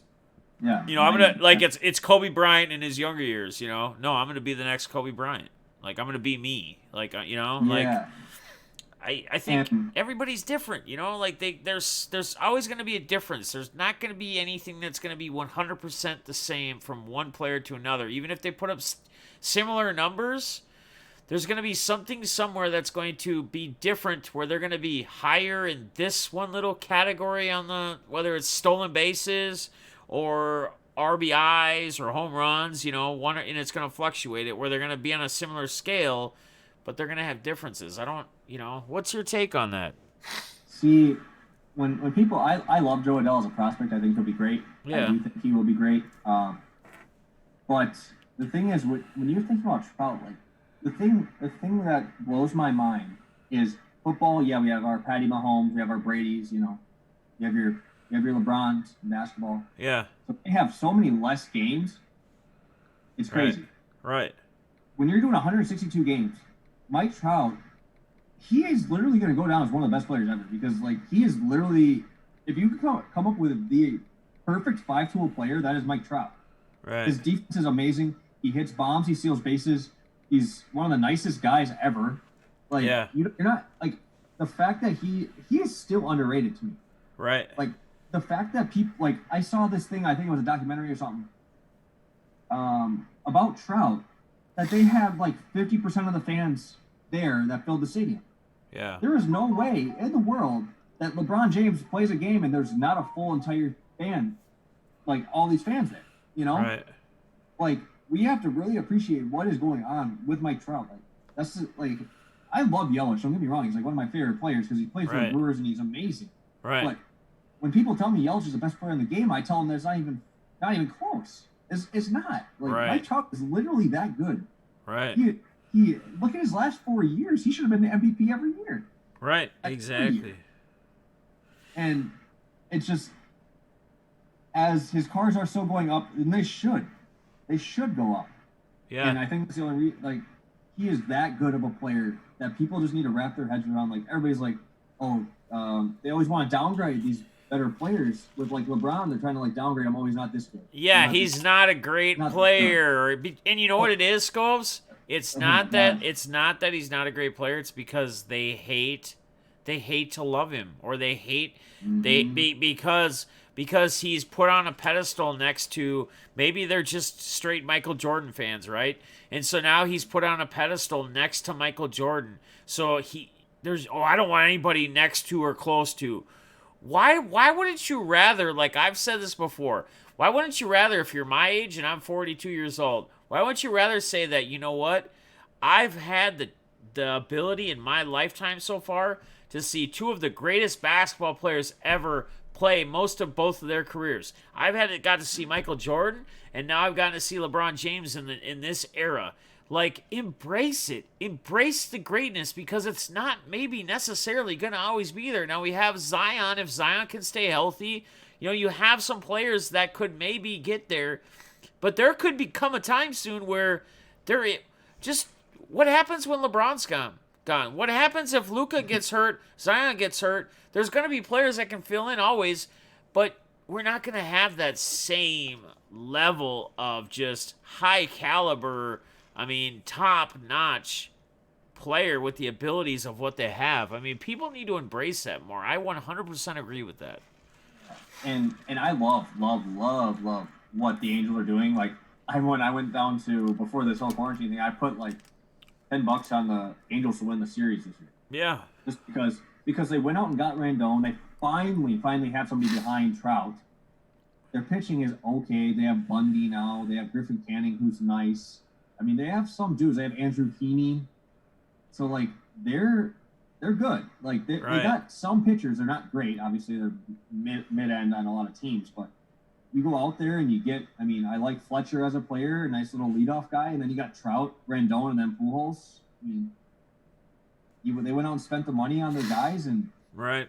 I wish they were better. I just want Trout to win a series so bad. As long as it's not the one time the Brewers get to make it, I want Trout to win a series. Right. I just want him to, just because he deserves to. Like, he does. In any other sport, like, LeBron carried one of the worst teams I've ever seen in a finals. Yes. Yes. You can't do that as a baseball player. Well, here's one thing too, Scovs, I think that's interesting. And this is something, we talk about Mike Trout. So he gets that they get to a championship, right? He's never really had a moment that I can't think of a moment in his career yet, in his great baseball career, right? And I'm not taking anything away from Trout. One of the best around this time. I'm not saying he's not.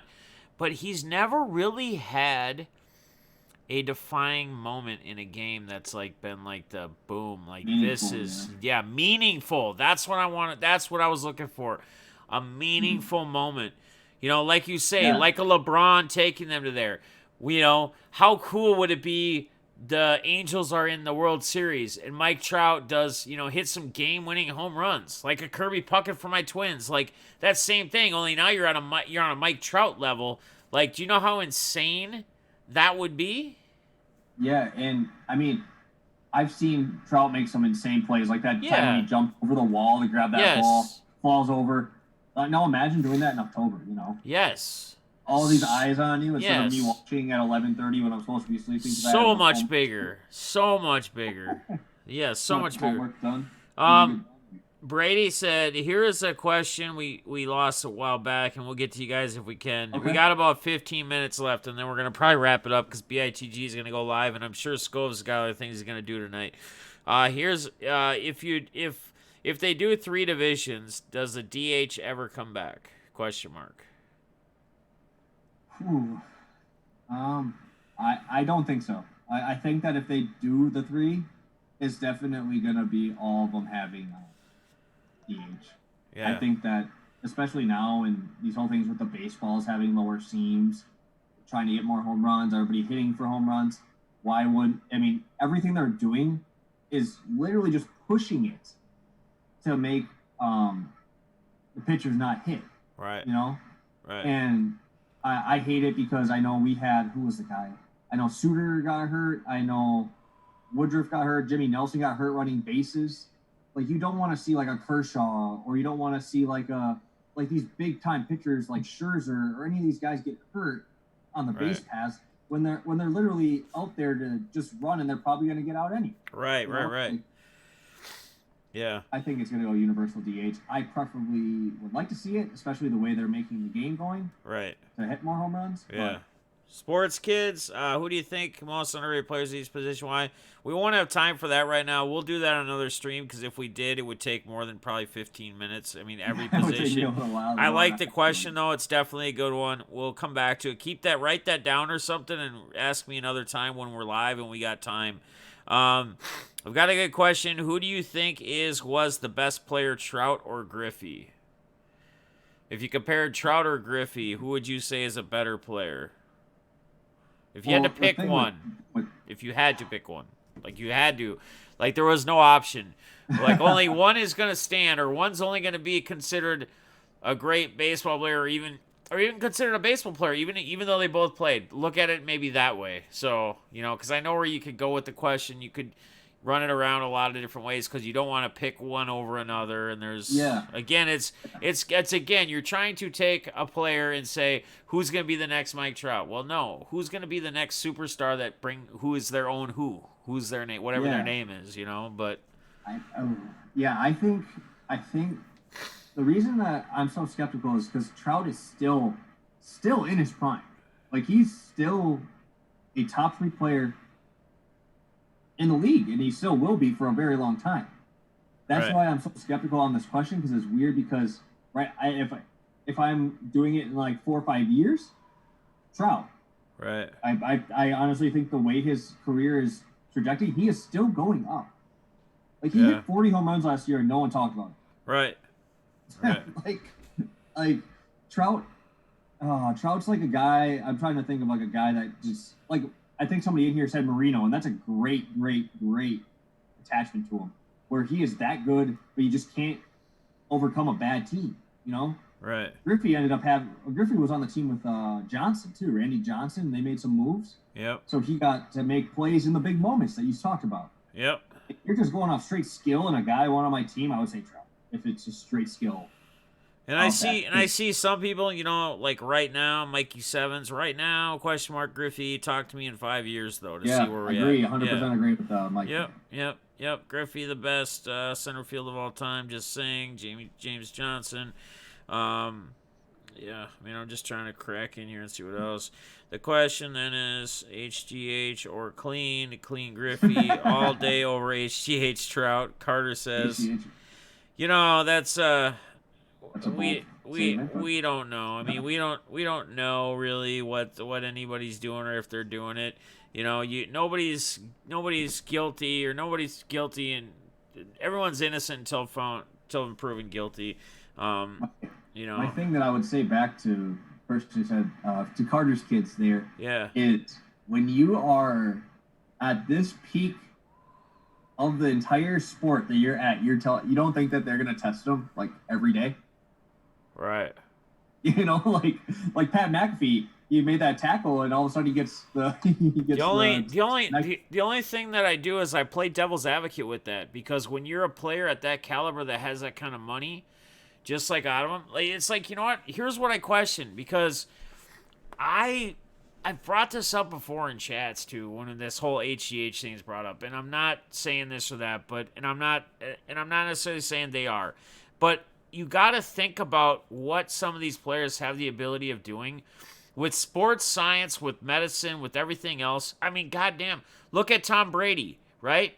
As he gets older, he looks younger because he spends $500,000 or whatever on a nutrition and exercise program, and you know that there's certain supplement type things he's taking. Now, I'm not saying he's taking steroids. I'm not saying he's taking PEDs. I'm not saying he's taking HGH, but could some of these players that have multi-million, $300 million contracts, could there be a way that they could have a sports medicine doctor or some kind of person that they could pay money to that could find a loophole way for it to not show up if they're tested and they get away with the stuff? I mean, we have to think about it. Like, if they can make players like Tom Brady, if he can look younger as he gets older and be just as able to do whatever he's going to be able to do because he spends the money to do it, is there a way for players that can do that? I'm not saying they are. Okay, that's not what I'm saying. But I always wonder that, because sports medicine is a whole different thing, and there are very intelligent doctors out there that these players connect with and they utilize to get their supplements that they take, if you will. Supplements, I go back to Jorge Polanco, my guy Polanco on the Twins. I love Polanco, he gets suspended for a year taking peds, right? He gets tested. Polanco's a guy that doesn't make millions and millions and millions of dollars. Pretty easy for him to just get busted. If they hit him with a test, he probably can't afford to put in a ton of money to have some ability to make him be able to pass a test, a ped test. Now, maybe there is no such thing, or maybe we don't even know if there is a such thing. That's the things I always think about. I'm not saying that there is something that can make somebody do it. So people are probably saying this guy's crazy. What is he saying? There's no way you could ever take something. But do we really know that? Like, do we honestly really, really know that? Is there a way in science that someone could be paying a lot of money, or people that have these high-end contracts that have access or some form of way to be able to take something or put something with whatever they do to counteract what a test would show as far as them? I don't know. I mean, and again, I'm not saying it is or it isn't, but what's your thoughts on that while we're getting close to wrapping it up? Yeah, and one thing I'll always say is, I mean, you played in the minor leagues, right? You were around players, and not to say that guys are going to be shooting something in their butts right in the locker room or pounding something, but you're around players. Like you got that. It's kind of like a guy that I interviewed for the Sports Card Nation podcast. He interviewed Randy Lurch, a former Philly, and he pitched for the Phillies and a couple other teams, and he got addicted to amphetamines, and then he got addicted to drugs. But he would just go to a doctor because another guy on the team said, "Hey man, it's a long season. You're gonna get wore out. Here, start taking amphetamines. Here's a doctor. Go see this doctor." And they prescribed him. He got hooked on amphetamines for it, and then everything else went from there. Yeah, and one thing I'll always say is you never know a lot of these guys' stories, right? Like. And that's what's the toughest part is, like, Polanco. You never know. Like, if Polanco didn't take those, would he even be in the league? You never know. Yeah. You think that if you're a Latin American player or a guy in college even that's on the cusp, and you could get a big league contract because you took them, right? That you're not. I mean, you get a slap on the wrist pretty much for your first one, right? Because it's not a quarter of your season, which is not that much. Seeing as you're getting paid this money, right? That could be what you live off of for the rest of your life, because you're not paying a fine. You're just obviously paying what you're off, like what games you're off. So, like, say Jorge Polanco doesn't do that, and his family, and he's playing an independent ball, right? Right. It's, as much as I say, as bad as it sounds, like they might have needed steroids to like help pay off everything or help make a big contract or like during a big season for them, like. It sucks. That's something. I question how big players get, and I was actually at one time when I was after high school, I was big into working out and I was big into sports still. I was really looking into like personal training and all that stuff. And I know what's typically possible for a human being and what kind of size they can put on within a year, no matter how hard they work out and how much they work, if they're not taking any kind of, performance enhancer, HGH, steroids, whatever it might be. To see some of these players, how much bigger they get within 1 year's time, really throws a flag to me and really makes me question and wonder, because you even go back to the years where the players that we know took steroids, right? Like the Barry Bonds. You look at Barry Bonds' 1987 Topps card. He's a freaking pencil. And then all of a sudden, in a couple years, he just, boom, he blows up, right? McGwire, same way. McGwire was bigger, but he wasn't anywhere to the size that he was, when he got to that point. But it's not usually, even in your highest testosterone years, like your high end teen years to the 21 or whatever, like maybe you could put on maybe 15 pounds of muscle, maybe if you worked out like every day and you were eating right and just breaking down the protein and whatever. But some of these guys, man, they put on 40, 50 pounds in a year, and I'm not talking belly weight, I'm talking mass. That's not normal. That's not, and again, that you could reverse on what I said earlier about them having so much money to pay, that maybe they do have a supplement that's not really actually a steroid. It's, it's like something you get in GNC, but it's like times 3. It's something Mm-hmm. legal. It's times 3 that they get and they pay more for, and it makes you have the ability to do that. So I mean, there's a lot of things you can look at and question, but we can move on from there. I've seen a lot of Otani in here before we wrap it up. I mean, what's your Yeah. thoughts on Otani? I If he mean, if he can stay healthy.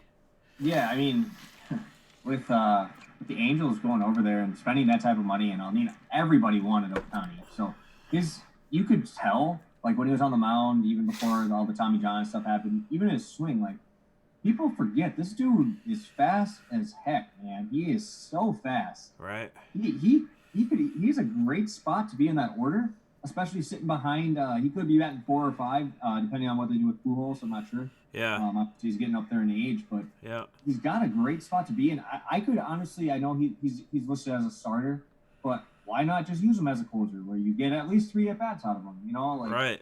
stuff like that. Like people play around with that. I know the Reds do the same thing with Michael Lorenzen, Yeah. as a reliever, where they just keep him in, and because the dude can rake. So like that's another option.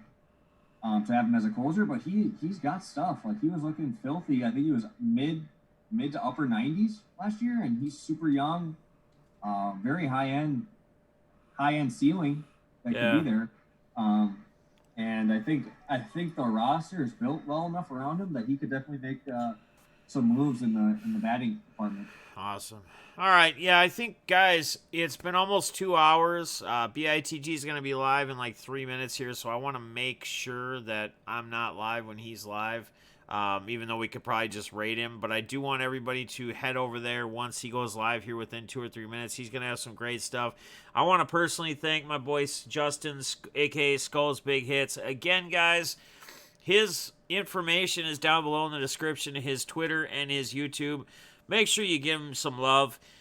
He's talked a little bit with me too. He's going to be looking at doing some stuff with his prospecting stuff on his YouTube channel, as well as the other, the card stuff he does and everything else. So make sure you guys do hit him with a sub. Make sure you guys follow him. Make sure you keep up with him.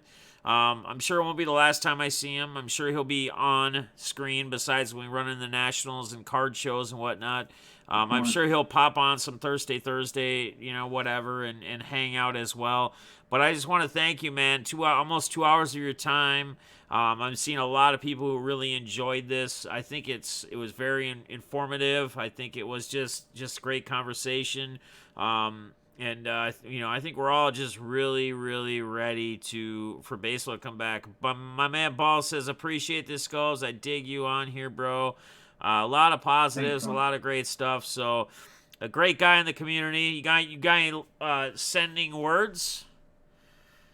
Yeah, I think this stuff always goes super fast for me. Just Right. to talk, and definitely we'll have to do it again sometime. But one thing, like I said, the biggest thing I'll say is if you want to get into prospecting versus PC, is make sure you really keep it straight. Make sure you have some records, keep track of what you're spending and stuff like that. Yep. Because all of us know that the slippery slope once you spend some money on some cards and you're like, oh, this is shiny, I want that one. Right. So just make sure you're really, really cautious with making sure if you're going to do the investing, making sure you record everything. Yeah. But yeah, I look forward to it, and hopefully we can do it again. Absolutely, we'll have you on, man. I love having you on. And guys, tomorrow night, head over to BITG here in a second. Tomorrow night we'll have Thursday. So if anybody wants to be on, send me an email or contact me on Twitter, whichever way, and we can figure out who's going to start the night with me, and I'll get you guys on if I can, if time permits. So again, Skulls, I appreciate you being on, my friend. Make sure you guys check the description and follow him, and make sure you subscribe to him as well. Appreciate you being on here, and you guys, we'll see you in BITG stream. Love y'all. Have a good night. Peace. See you guys.